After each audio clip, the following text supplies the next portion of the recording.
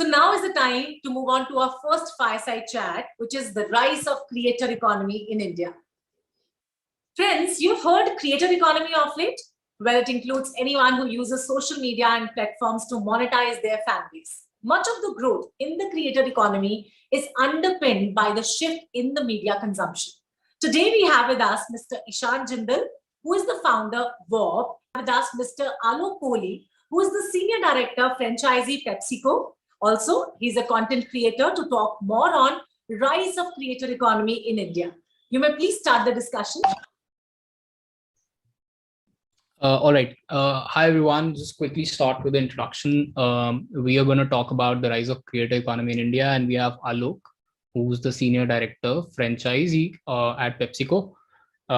Just before we do that, I'm just going to quickly introduce myself. We're going to go to Alok, understand Alok's background, and then we'll move to the topic of the day, which is the rise of creator economy in India. So I'm Ishan. I am the founder of Wobb. Wobb is an influencer marketing company. We are based out of Gurgaon. We've been into existence for about 2 years, and we currently operate in about 4 to 5 regions: India, GCC, SEA, Southeast Asian countries, US and Brazil. We work with many of the India's largest brands, and we help them with their barter and paid campaigns. We have Alok from Pepsi. Alok, would you like to quickly start with your introduction, and then we can move on to the topic for the day? Yeah. Hi, Ishan. Thanks for having me over. You announced my designation. I am Senior Director Franchise. I work for PepsiCo, responsible for beverage sales for India, Lanka, and Nepal. Very happy to be here. Awesome. Good to have you. Alok and I obviously know each other from past, and I've personally had the chance to kind of understand from him some of his thoughts on marketing in general. And I'm really glad that he'll be sharing some of those with everyone today. Alok, the topic in discussion is the rise of creator economy in India, right? And if you see, really, creators and the economy around creators have largely developed and still at its infancy right now. And most of this has accelerated post-COVID. Post-COVID, we've seen a surge in the number of creators. Because there's free time, creators can talk about their passion, record that, and put it out online.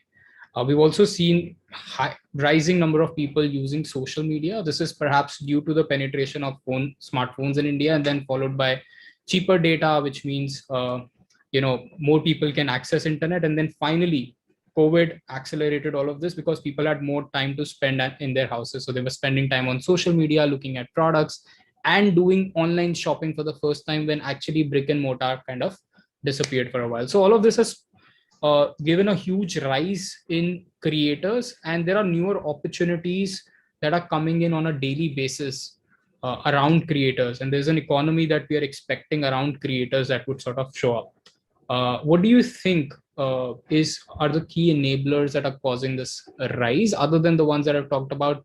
From the brands front, how are you looking at it?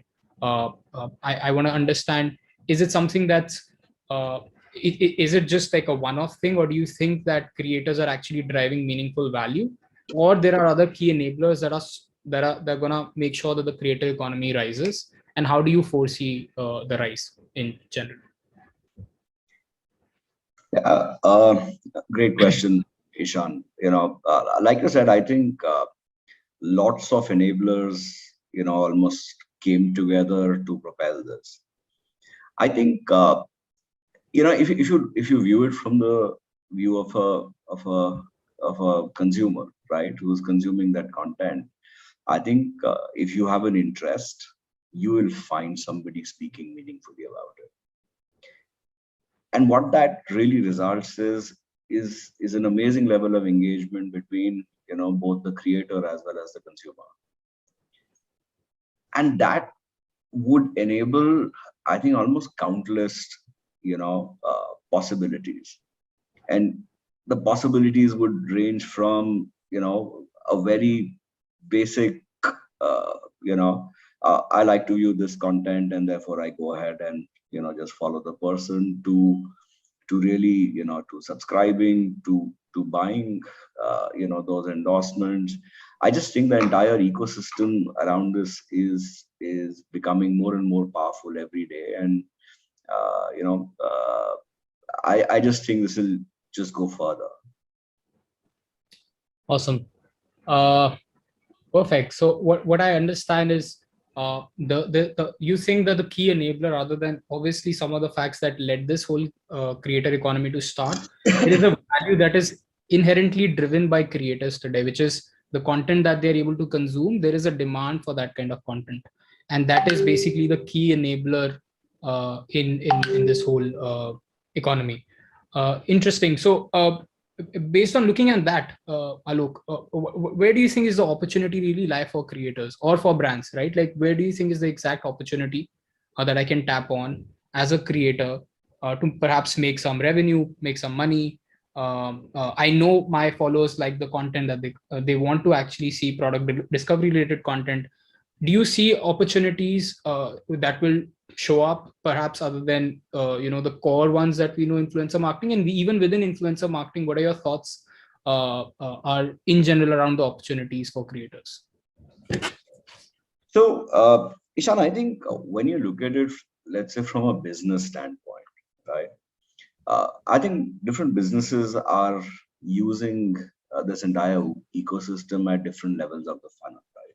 So right from, let's say, an awareness to engagement, disposition, to finally really actually making a sale, right? So that's the entire spectrum, and different brands are using it very, very effectively.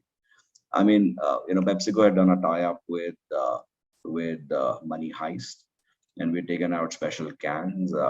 And we tied up with Yash Raj Mukhate, and he did a very cool version of Bella Ciao. It drove amazing amount of engagement. You should check it out if you've not seen it. I just think it's brilliant. Yeah, and on the other side, you see this entire set of D2C brands, and forget D2C brands. I think if you look at creators, you probably find solopreneurs themselves, right, who are trying to monetize their merchandise or look at subscription. I think so. Both businesses, collaborating with these creators, I think there's a really, really smart ecosystem where both would benefit and benefit really well. Awesome. Good. So I want to talk about something that you talked about. You said there are brands that are meaningfully are able to engage with creators like Yash Raj Mukhate. You did something very interesting there. I've not checked it out, but I will definitely do that. And you talked about that different brands have different objectives, right? Like sometimes you're looking at right from awareness, then you're looking at consideration, and you're looking at conversions, right? Like how do you really decide as a brand? Or is there a way brands can think about it? What should they be really aiming to get out of the influencers or creators that they're working with?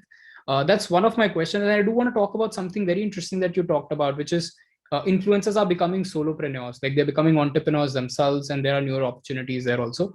But first piece around this, how do you think brands should look at influencers, and what kind of objectives should they be having? Should it be different kinds of influencers or different kinds of at different stages of funnel? How are you perhaps looking at it, and what would be your advice to anyone who's looking at this? So Ishan, there isn't one right answer for this. I think it really depends on the brand and what its objectives are. Yeah, if you're talking about any mass market brand, say maybe classically, say maybe an FMCG, business, you're pretty much trying to operate at the upper end of, driving awareness, engagement, etc. Right? And then you have, say maybe specialized products which are really targeted to a niche, and those are where it starts to move towards the bottom of the funnel. So there's no one right answer. It really depends on the brand category, what the objectives are, what stage the brand is at, is it new, etc., etc. Yeah. So it's the fact is that the creator economy can enable a lot of what you're trying to accomplish. Yeah, it really depends on on how and for what you engage and work with them. Right, fair.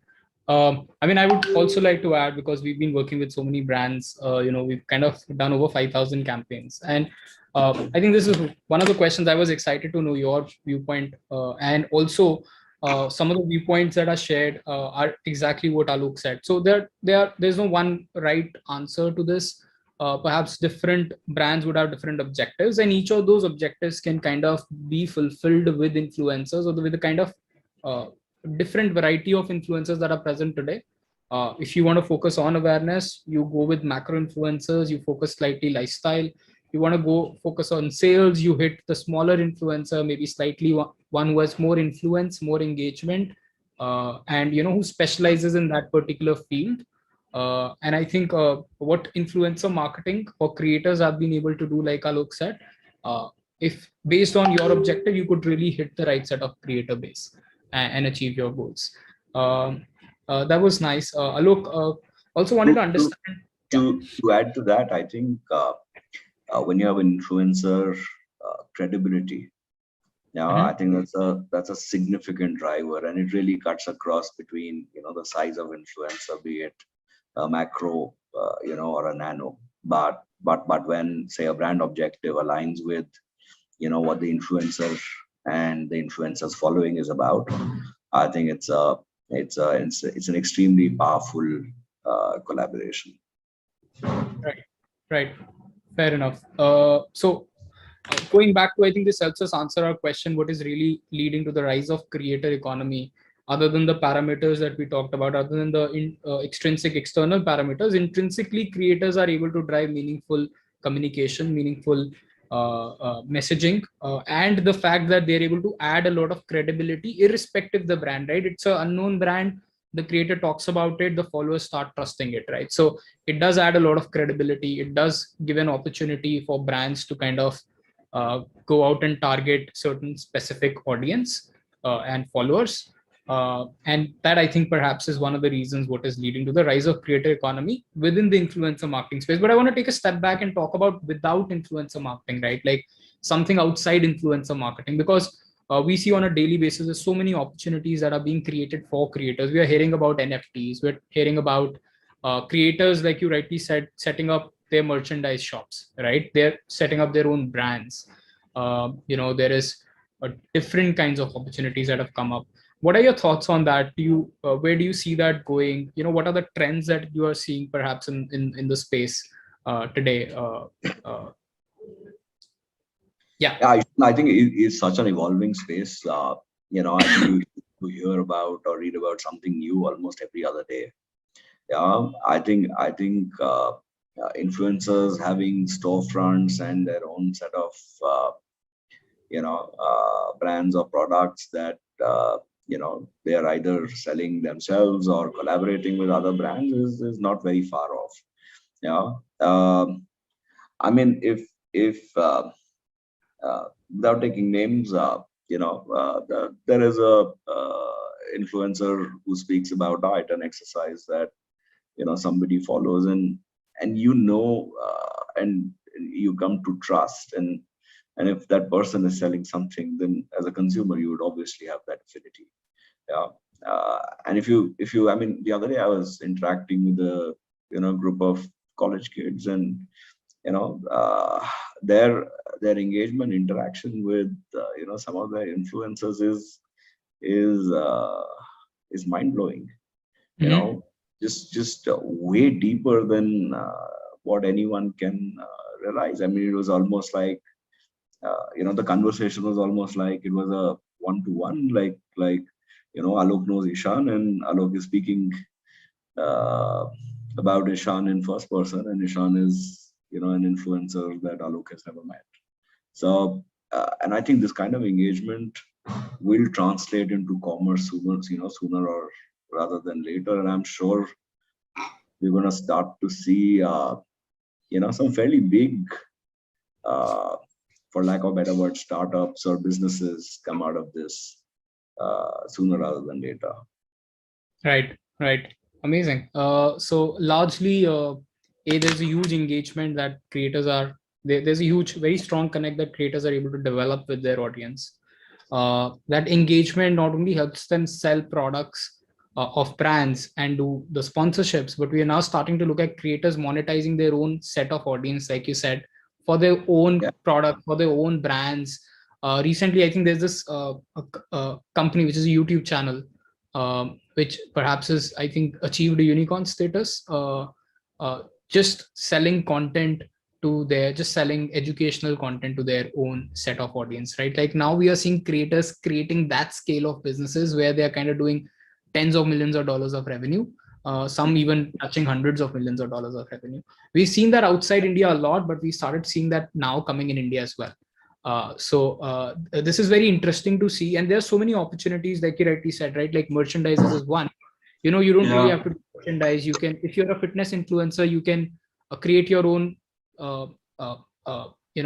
online virtual one-on-one training session with people, where people pay a subscription fee. So subscription is the second thing that you talked about. And so many other opportunities are perhaps on the way. It's basically whosoever is able to monetize their distribution really, really well kind of wins the game. No, very true. I think subscription is almost like, is just a start of any kind of business. And I think the examples of people selling T-shirts and caps are quite a few. Examples of collaboration and endorsements are quite a few. But I genuinely believe that there would be models that will emerge simply because of the kind of following and engagement that they drive. So yeah. Awesome. Okay, great. So I guess Alok, we get a lot of this question, but I want to take your viewpoint also on this. We work with close to 150,000 influencers in India, right? And we help them with their brand sponsorships. And we are actively also looking at creator economy and seeing how the space develops, right? And where all creators can kind of monetize, perhaps with storefronts, perhaps with other areas, right? Helping them with subscriptions. We're kind of looking at it from a lens, from a slightly external lens, but also internally working with some of these creators and helping push some of these things forward and trying and testing it out. A lot of our creator base in fact, come to us, they ask us, how do I stand out, and how do I become the one, or how can I really push commerce or do other things and monetize amongst all these other creators, right? How do I stand out? How do I succeed? And while we believe that everybody can, right? We believe that every creator can, but is there any advice that you have for any creators who's watching this content today on how can they stand out to get more sponsorships, to perhaps drive more ROI from their distribution network that they've built, which is their audience? What would be your advice on that? No, I genuinely believe that they are because of the content that they create. I think everything else happens because of what they create. I mean, if you follow any influencer, you are aware of the conversation that they have, the style of conversation, and what they speak, and it resonates with you as a consumer. And I think, I mean, I that's the backbone. Everything else is something that will come along. So, I mean, my two bit to the very, very learned set of influencers that you have on your platform is if you get the content right and you're true to the people who follow you, you know them better than anybody else does, and you will find brands that will find meaning in the relationship that you have with your followers. Great. I think I'll pass that message on. But very interestingly, I think this also connects to some of the things that you talked about, right? Like the case where you were talking about some of the students talking about an influencer as if they know him, right? Directly, you've spoken to them, they're like friends, they're brothers. It just really so because they connect really well with the creator, right? And that connect is what creators can carefully monetize without compromising on the content quality, because they will continue. They need to continue to resonate with their audience, right? They'll need to have that strong connect even if they're monetizing their content or even if they're monetizing their channel. And I think that's the key that you're talking about is very, very important. And I will definitely take that and pass on that message. I do have another question, which is the flip side, right? We've talked about how do influencers stand out among, how do brands do it, right? How, the flip side, there's so many brands that want to now do influencer marketing or want to work with creators. What's your suggestion, or how do you think particularly that brands should stand out? What should they do that they seem different than the others in the market doing it? Ishan, I think it's every marketer's dream to create that content that goes crazy viral, and I think that's the endeavor. Yeah, but that's also the output. I think the starting point is to find great fits. Yeah, the starting point is to really get that integration well. Yeah, so for that you need to get the influencer, and the influencer needs to get you. And I'm really talking macro influencers here. I mean, let me give you an example, right? So I spoke about Money Heist, which was focused on say maybe towards a slightly younger TG, very sort of metro forward, etc., etc. And then I think recently we did a 7-Up led campaign on Pongal. And for that we used locally relevant influencers that focused on the markets where Pongal is big. Yeah, so I think brands fundamentally need to know what they want to do, where they want to do it, and who's really the best fit, and then really choose the right set. And I think this needs to be seen with the comment that I made on what level of the funnel that brands are operating on. Yeah, so there's the strategy of what you really want to achieve, and then really finding the right fit, and then rely on the influencer to create content that would be very, very cool. Awesome. I'm just going to quickly add on to that, because when we are working with different brands, right, we always go with two set of things. And I think maybe that can be one way of looking at things as well. Is that there's something that you'd like to do, which is an always on campaign, but then there is always something that you do campaign specific, right? Like you will understand what your objectives are for that particular campaign. It could be perhaps leveraging an occasion like a World Women Health Day or World Health Day, or doing something specific to say a festival, a language, and kind of dividing that and having that divide is extremely important, right? Knowing what you're doing on a daily basis or on a monthly basis, always on basis, so that you are leveraging influencer base, perhaps at scale, doing thousands of influencers on a barter, or giving them small payouts, maybe engaging with certain macro, just to kind of keep introducing the newer range that keeps coming in, or something or the other. While there is an objective that you kind of have, that is very clear, what you're looking for, and go extremely deep dive into it, understanding the creator base, understanding the fit, and trying to leverage that fit. I have one question, which is, I think, summarizing this entire thing. Kind of wanted to know, we've talked about everything on some of the things that have helped creator economy come to where it is, and we've kind of established really well that creators are here to stay because they are adding a lot of value. They are having a very strong connect with their audience. So that connect, as long as that exists, right, as long as their audience resonates with the creator, they'll be able to monetize.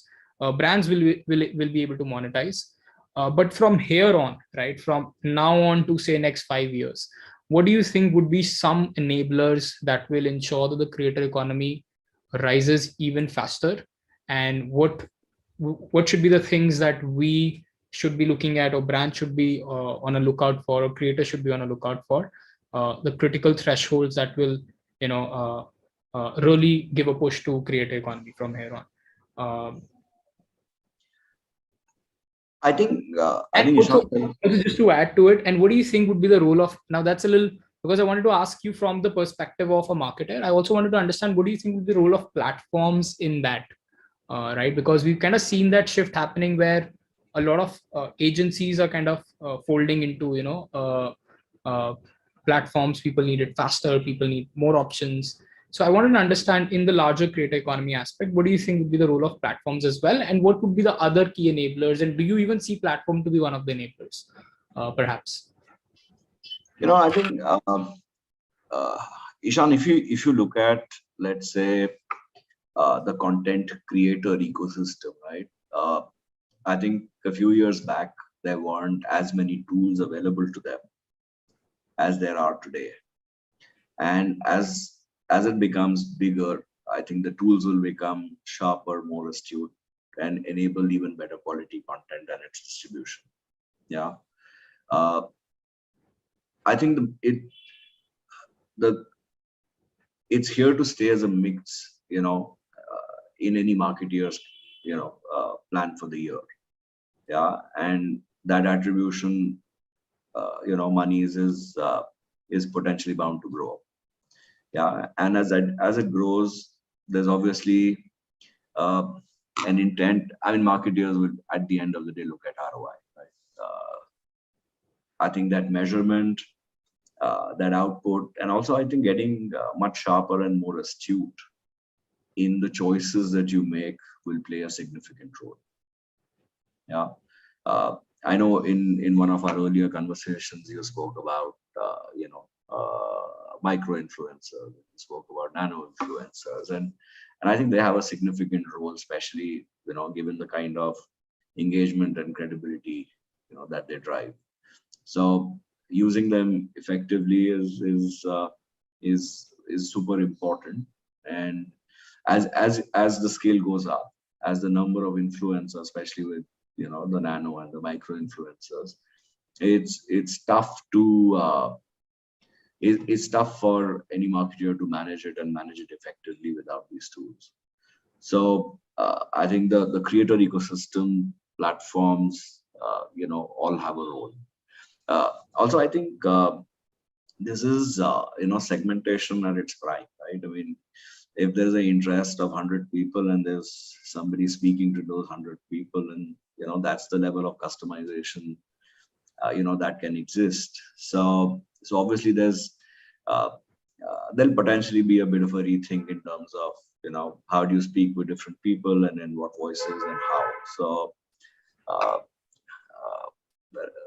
really long question to your answer, but in short, yeah, it will explode. Awesome. Great. Interesting. So largely, what my takeaway from this would be that when we're looking at creator economy, now we are actually talking about some of these very small nano and micro creators becoming part of this economy as well.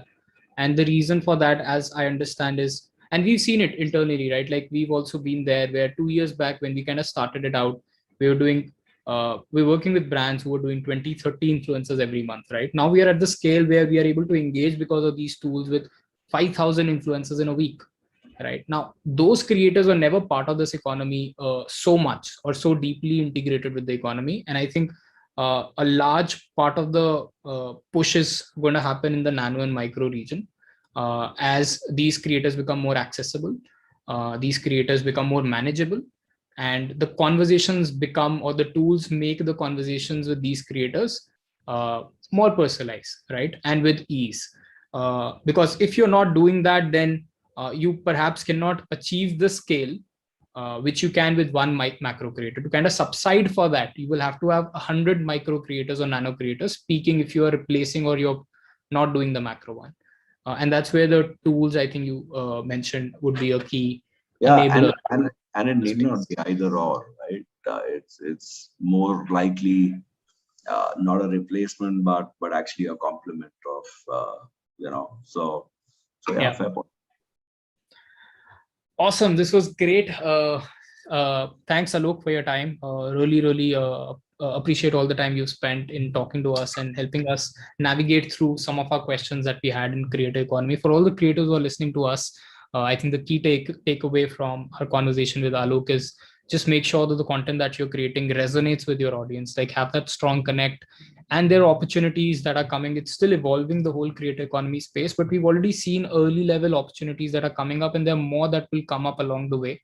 But as long as you have that strong connect and you are able to resonate really well with your audience, you will be able to monetize in the future, if not now, right? So stay to it and keep doing it. And thanks Alok for coming today, and thanks Vijoya for conducting this, where Alok and I could share our thoughts, and to AdGully team. Thank you. Absolute pleasure, Ishan. Thanks for having me over. It was really, really good to have you all with us throughout the sessions, and it was an absolute delight to listen to all of you on influencer marketing. But guys, this is not all. We'll be coming back tomorrow with some more interesting discussions, same time, 2 p.m. onwards. Stay tuned, do log in at the same link. In case you have forgotten the link, you can also find it in AdGully's chat box, or you can call our team at AdGully to assist you further on this. And in case you have missed today's session, then what you can do? You can always watch it on YouTube channel of AdGully in the name of AdGully only. And I must say, do follow us on Twitter, Facebook, Instagram, and LinkedIn too. So if you have liked the today's session, you can also tag us on your social media handles using hashtag Digix2022. So tomorrow we'll be talking on different topics.